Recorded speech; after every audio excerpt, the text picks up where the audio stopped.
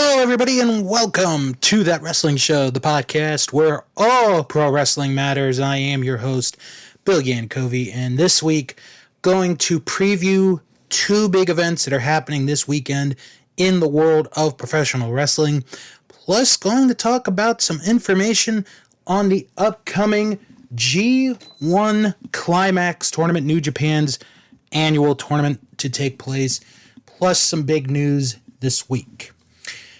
And speaking of big news, starting with some developing news that has taken place over the last several hours, and it is not good news. WWE announced on Twitter earlier this afternoon that Bayley has suffered an injury while training and will be out of action for 9 months. A replacement for her against Bianca Belair for Money in the Bank will be announced tonight on SmackDown. And this really could not come at a worse time for Bayley, because she was on the roll of her career. She was on a roll. And it's sad. It really is sad. Because, you know, the story that she had with Bianca, they've had some good matches. She'd been one of the top heels, I think, in SmackDown and arguably all of WWE this year. And it's just very unfortunate news to hear that Bayley, who really, if you think about it, and this is with all due respect to the other members of the Four Horsewomen, Bayley's the one that I feel has been, for the most part, the most consistent. She doesn't really get injured that often, or, you know, isn't taken away to do TV shows and movies and that. So it's really a shame that somebody very talented like Bayley is out, and she's going to be out for the rest of this year anyway, and into 2022.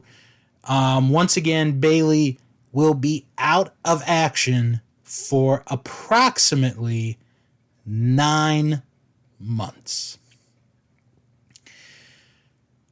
Let's talk about New Japan Pro Wrestling real quick, because I want to get the good stuff in before I talk about the big news of the week in professional wrestling.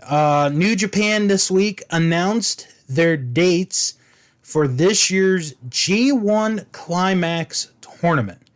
Now, traditionally, this event would take place, well, right about now at this time, July into August. However, with Japan hosting the Summer Olympics, which begin in 2 weeks, there's no way, and New Japan knows this, there's no way that New Japan would be able to compete with any activities of the Olympic Games. So, for the second year in a row, the G1 Climax tournament has been pushed back, and it is pushed back to begin on Saturday, September the 18th, with the conclusion of the tournament being October the 21st.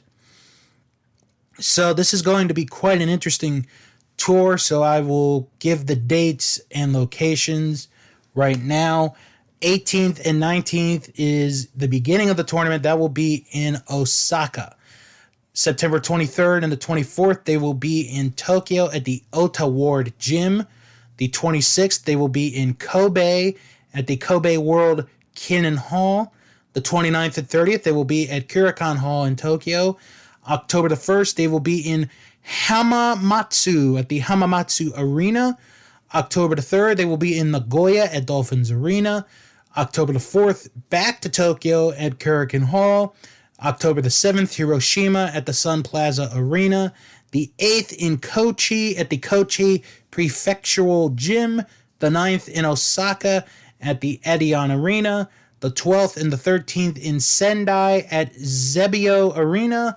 the 14th in Yamagata at the Yamagata City Sports Center, the 18th in Yokohama at the Yokohama Budokan Hall, and the 20th and the 21st, the final 2 days, will be back in Tokyo in Budokan Hall, with the 21st being the finals of the tournament. So a very busy month coming up for New Japan Pro Wrestling.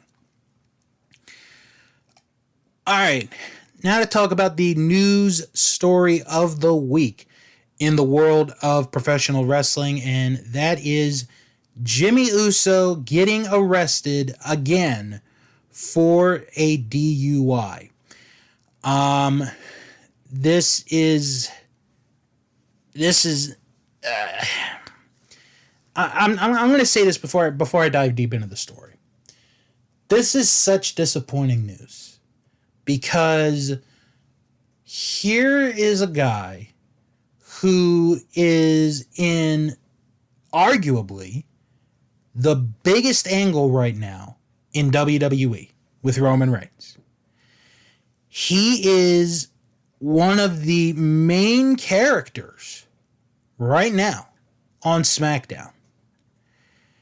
And he gets arrested again for DUI. So I'm going to read a little bit of the TMZ report, which was on the morning of the 6th of July. Excuse me. So, according to police documents, Jimmy Uso was pulled over at around 10:35 p.m. on Monday night in Pensacola after cops say he ran a red light after being clocked going 50 miles per hour in a 35 mile per hour zone. In the documents, officers say during subsequent questioning, they smelled booze on the 35-year-old, so they asked him to exit his Dodge Charger. Cops say when Uso got out of his vehicle, he was noticeably swaying. And claimed that Uso had told them he had consumed multiple beers before getting behind the wheel. Officers say Uso went on to bomb field sobriety tests, so I'm going to say that means he failed it. So they arrested him. Cops claimed that Uso's BAC breath tests, are you ready for this, came back at .202 and .205, well above the legal limit in Florida, which is .08. Now, eventually, he did get out on bail or on bond that was set at $500. Now, believe it or not, this is not the first time that this has happened to Jimmy Uso. Dave Meltzer, in his newest Observer, really put in a good, detailed history of Jimmy Uso's, I guess you could say, troubles. The first time that he was arrested while with WWE was on September 29th, 2011 in the Tampa area for a DUI. He was convicted and sentenced to probation. In 2013, he was arrested again for violating his probation and driving with a suspended license. 6 years later, on Valentine's Day 2019, he was arrested in Detroit in a story that was heavily reported. His brother, Jay Uso, and wife, Naomi, were driving the wrong way on a one-way street in Trinity's Dodge Journey rental car while they were on the road touring. In that situation, police claimed that when they approached the car, they could smell alcohol. They requested Naomi, who was driving, to exit the car, but Jimmy Uso came out and took off his shirt and walked toward the officers. One pulled out a taser and things calmed down, but he was arrested and charged with disorderly conduct and obstruction of justice. He got a plea bargain deal and pleaded no contest to interfering with a government employee and was fined $450. Then, on July 25th of that year, he was arrested near Pensacola and charged with a DUI and taken into the Escambia County Corrections Institute at 3 in the morning. He was released on a $1,000 bond and had a trial in December where he was found not guilty. The WWE used him on one last Raw after his arrest and then didn't use him until January after the jury trial was over. Okay. This is one of these things where you don't want to make fun of the guy, and I'm not. But this just says to me, as a human being, I'm not saying this as a podcast host, I'm not saying this as a critic, I'm saying this as a person, I'm saying this as a human being. Jimmy Uso needs some help. He really, really does. And I don't know how anybody at this point is going to be able to help Jimmy Uso. There are reports that he is at the Thunderdome for SmackDown tonight. If he is on the show or not, I have no idea. Won't know. Probably won't know until the show begins. This is the third time. Let me repeat that again.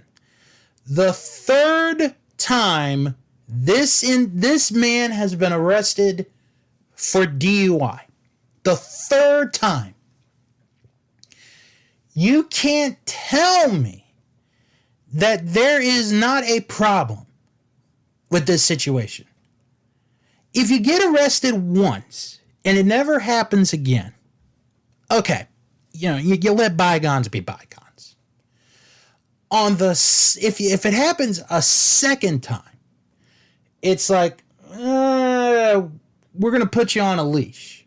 It's like, you can be free, but you're not going to be too free. But this is the third time. This is the third time this has happened over a period of years. This guy needs help. Plain and simple. Jimmy Uso needs help. And honestly, I don't think firing Jimmy Uso is going to help. I don't think punishing Jimmy Uso with a fine or a suspension is going to help. The only thing that I can think of that can help Jimmy Uso is he needs some kind of, rehabilitation. He needs rehab. He needs people to help him. And this right here is going to really test how WWE treats their employees with problems like this. Because if they just let him on, if they just let him on tonight or the next week and just, basically say, all right, this issue's over. That's not going to help. That is not going to help at all. And it's a shame that if WWE decides to do nothing, I don't know what will happen. I'm afraid to know what's going to happen. And the other thing that scares me is the sobriety test. In Florida, the legal limit is .08. This man had a .202 and a .205. Double the legal limit. I don't get it. I really don't. I mean, how many chances can you give a guy at this point? This guy's very talented. He's a very good wrestler. I'm not taking that away from Jimmy Uso. But he needs to get some help. Otherwise, he's going to end up on the wrong side of wrestling history. He's going to end up being a future episode of Dark Side of the Ring, which, is probably going to start to be a trend now, or is already a trend for wrestling fans, saying, oh, that's going to be a future Dark Side of the Ring. If Jimmy Uso keeps this up, I'm telling you, in a few years, the story of Jimmy Uso will be another episode of Dark Side of the Ring. It really, really will. And I'm very worried for his friends, his family, that something like this could happen. And the scary part is it very well could. That's the scariest part. Okay, I got an update here briefly on Bayley's injury. The word from the Performance Center is, and this is a report from Mike Johnson of PW Insider, is that Bayley suffered a torn ACL. So she's out 9 months. She's going to be out a while. Okay, so WWE announced today 12 more live event dates, and I have the schedule right here up in front of me, and this also includes a September pay-per-view. So get your pencils or pen, whatever you write with, and paper ready, because here are the dates and locations for these upcoming live events from the WWE. So the new dates begin on Saturday, September the 11th. They will be at the Capital One Arena in Washington, D.C. On the 12th of September, they will be in Albany, New York at the Times Union Center. On September 13th, Raw will be live in TD Garden in Boston, Massachusetts. Friday, September the 17th, SmackDown will be live at the State Farm Arena in Atlanta, Georgia. September the 18th, a live show at the North Charleston Coliseum in North Charleston, South Carolina.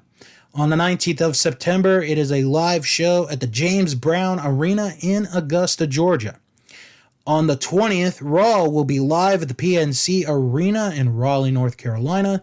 September the 24th, SmackDown will be in Philadelphia at the Wells Fargo Center. On September the 25th, it will be a live show at the Giants Center in Hershey, Pennsylvania. Then, the big pay-per-view for September, mark this down, September the 26th, Extreme Rules will be in Columbus, Ohio at the Nationwide Arena. And the following night, Raw will be live in Cincinnati, Ohio at the Heritage Bank Center. That is on September the 27th. Tickets for these live events go on sale next Friday, July the 16th at 10 a.m. local time in each market. So they've got pretty much all of their September dates set. Now, speaking of, some cool announcements, Impact Wrestling sent this following press release last night, and they are launching a brand new YouTube membership. And I'm going to read this press release. Impact Wrestling has launched the first of its kind fan membership on YouTube. Part fan club and part digital subscription service, members of Impact Wrestling Insiders get access to a raft of premium content, brand new shows, and exclusive perks not available anywhere else. Available immediately on Impact Wrestling's hugely popular YouTube page, there are two membership tiers. Level 1, Impact Insider, is priced at only 99 cents and gives fans access to fan loyalty badges that identify them as members, exclusive community posts, and each and every Thursday, the promotion's flagship 2-hour TV show, Impact. Members of the second level, dubbed Impact Insider Ultimate, get all the above plus access to much more exclusive content, including new originals featuring the Good Brothers, Josh Alexander, Sami Callihan, and D'Lo Brown, every pay-per-view in TNA Impact history, access to Impact Wrestling's Big Four pay-per-view events, including Slammiversary, just 30 days after they take place, exclusive merchandise offers, exclusive live chats with Impact wrestlers, and much more. So, basically to give you a brief summary, the level 1 tier, which is Impact Wrestling Insider, 99 cents a month. Think about that. You don't pay 99 cents for a lot of things, but here you are with this. The second tier, and I know I did not say it because it wasn't in there, but I will tell you, it is $4.99 a month. So it is called Impact Wrestling Insiders, and I believe it is up right now. So if you're interested, go sign up. It's only $1 a month or $5 a month, depending on how you want to spend your money. So very, very good news from Impact Wrestling. AEW tickets for All Out are sold out. Ticketmaster listed earlier today that the tickets for the September 5th pay-per-view are officially sold out. I want to say real quick before I talk about the two big shows that are coming up this weekend, with Dynamite this past Wednesday night. Gosh, what a good show that was. That was a really, really good show from beginning to end. It was one of those rare shows, and I do mean this, where there really wasn't anything bad on the show. And if you can get away with that, that's very, very good. It really is. So major props to AEW. But if I'm going to talk about AEW, I have to talk about the fact that we saw the debut of Malakai Black, formerly known as Aleister Black. Great pickup by AEW. But the story that came out after the show is just a head scratcher. And this is something I couldn't believe. This is one of these things I just couldn't believe it when I read it. So, in WWE contracts with NXT and in the main roster, if you get released and you're basically under the NXT contract, your no-compete clause is 30 days. So, okay, that's not, that's not much time lost. If you make it to the main roster and you get released, it's 90 days. So when Aleister Black got released last month, the thought was, well, he's gone for 90 days. We probably won't see him until the fall. Then we find out after Dynamite had aired, and Mike Johnson was the one that reported this, Aleister Black, in his contract when he was in WWE, still had the 30-day no-compete clause. How do you miss that? How in the world, you are WWE, do you miss one itsy-weetsy bit of the contract that should have been updated when this guy made the main roster. Should have been 90 days, no compete. But nope, somebody in Stamford forgot to update that part of the contract, and now Malakai Black is AEW's gain. And I do not feel bad one bit for WWE, as neither should you. Okay, so this weekend we've got two big shows. The first for these respective promotions with a live crowd. This Saturday night, Major League Wrestling returns for its first TV taping in front of an audience in Philadelphia, and they will present Battle Riot 3. Now, since this is a TV taping, I'm not going to make predictions as to who I think will win these matches, but I am going to let you know that there are no more tickets for this event. If you were thinking about going to this show tomorrow night and you were going to buy tickets to this show, forget it. There are no tickets. They're gone. So the main event of this show is the Battle Riot. 40 wrestlers will compete. Winner will receive a future MLW World Heavyweight Championship match.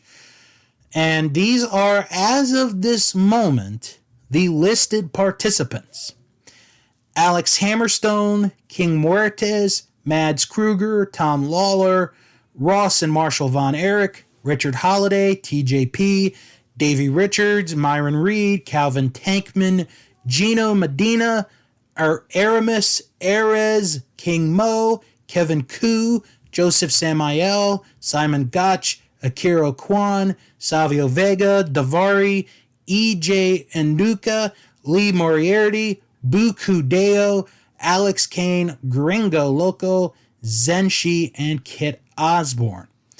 Also at this show, Richard Holiday will defend the Caribbean heavyweight title against King Muertes.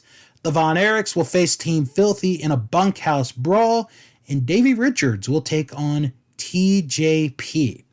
Now, what is a Battle Riot? Well, it's a mashup of a Battle Royal, the Royal Rumble, and an Anything Goes street fight.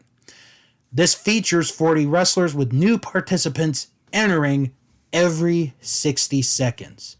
There are no disqualifications. Elimination is by pinfall, submission, or by throwing an individual over the top rope and both feet hitting the floor. The winner gets a world heavyweight title shot anytime, anywhere. So it should be really fun. MLW is really hyping up their comeback, or their reopening, I should say, really, really well. Early entry is at 5:30. The doors will open to the general public at 6. And the bell time for this event on Saturday night is 7 p.m. And this Sunday, Ring of Honor will have its first show in front of a live crowd. It is a pay-per-view. It is Best in the World 2021. Will be held in Baltimore, Maryland at the Chesapeake Employers Insurance Arena. The bell time is 7 p.m. and they have a very, very stacked card. So we're going to go through each of these matches and give you a prediction as to who I think will win these matches. Going to start off with these pre-show matches. Brian Johnson and PJ Black will face the Briscoes. Should be the Briscoe brothers winning that one. Ray Horace will take on Demonic Flamita. They had a really good match on Ring of Honor television not too long ago. I do see here Ray getting his win back, kind of evening it at 1-1. How about this unusual tag team? PCO and Danhausen will take on the Bouncers. This should be an interesting tag team match. I just got this feeling PCO and Danhausen are going to win this match. Flip Gordon will take on EC3.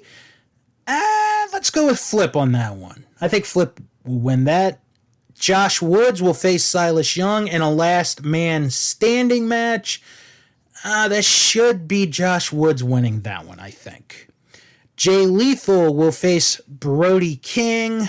I'm going to go Brody King on this one, actually. Then we have, are you ready for this? 5, count them, 5 championship matches. The Ring of Honor World Tag Team titles will be decided in a fight without honor. Homicide and Chris Dickinson of Violence Unlimited will challenge the champions Rhett Titus and Tracy Williams of the Foundation. If any of the 5 titles do change hands, I think this is the one that will change hands. I think Homicide and Chris Dickinson will win the Ring of Honor Tag Team titles. The Ring of Honor 6-man tag team titles will be on the line as Dak Draper, Eli Isom, and Dalton Castle will challenge the current 6-man tag champs, Shane Taylor Promotions. I see Shane Taylor Promotions retaining the 6-man tag titles. The World Television title will be on the line. Dragon Lee will challenge the champion Tony Deppen. They had a really good match 6 months ago at Final Battle where Dragon Lee took the victory on that one. I see Tony Deppen retaining the television title on that match. The Ring of Honor Pure Wrestling Championship will be defended as Michael Bennett will challenge the champion Jonathan Gresham. I'm going to say Jonathan Gresham retains the Pure Wrestling title. And the main event for Best in the World 2021, and this one should be a beautiful contest for the Ring of Honor World title. Bandito, the winner of Survival of the Fittest, will challenge the champion Roosh. This should be a really, really good match. Bandito is one of those wrestlers where he's in a position where I think he is believable enough. I could see him winning the title, but I don't think he's going to do it. I think Roosh is going to retain the Ring of Honor World Championship. Now, also that should be mentioned with this show is this Sunday during the pay-per-view, the bracket for the Ring of Honor Women's Championship Tournament will be revealed during the event with first round competition beginning in 3 weeks. And the main thing to know is Angelina Love receives a first round bye into the tournament. Well, that will do it for the show this week. So, if you have any questions or comments, send an email, wrestlingman@thatwrestlingshow.com. Don't forget to follow the show on Twitter at WrestlingShow11. Follow us on Instagram, That Wrestling Show. I believe we just reached 200 followers on Instagram. We just did that this week, as a matter of fact. So if you want to follow us on Instagram, it is Instagram.com/That Wrestling Show, as we are at 200 followers now on Instagram. Join the Facebook group. It is That Wrestling Show fan group. I put that in the description for each and every episode. So if you can't find us on Facebook, it's okay. I put the link in the description of each and every episode.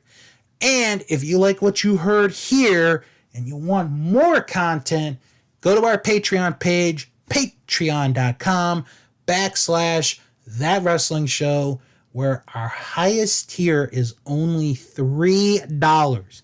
That's right, $3. We are less expensive than Impact Insider's top tier.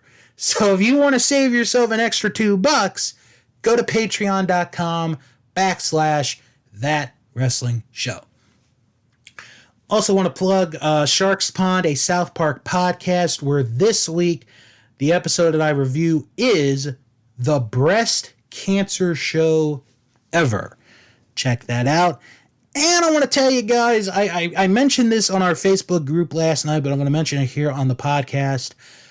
Since we're 2 weeks away, we are only 2 weeks away from a milestone episode, the 500th episode of that wrestling show. That week, besides the 500th episode, you guys are going to get something very, very special that week. I can't tell you what it is. All I'm going to say is you're going to, first off, you're going to enjoy it. That's number one. But number two, what it is myself and a couple other people watching a legendary fight for the very first time. I can't tell you what it is. You're going to have to wait to find out on that week of the 500th episode what it is. I think you guys will really enjoy it. Okay, next week on the show, going to review Ring of Honor's Best in the World pay-per-view. Plus, going to preview 2 pay-per-views next week. Slammiversary and Money in the Bank. Both shows should be very, very interesting. Going to give all my predictions to both of those events. And hopefully we'll get some better news in the world of wrestling between now and next week. So until then, everybody have a good, safe weekend, no matter where you are. And when you're done doing whatever you do, come back here next week for another episode of That Wrestling Show, the podcast where all pro wrestling matters. I'm Billy Covey, and as always, wrestle on.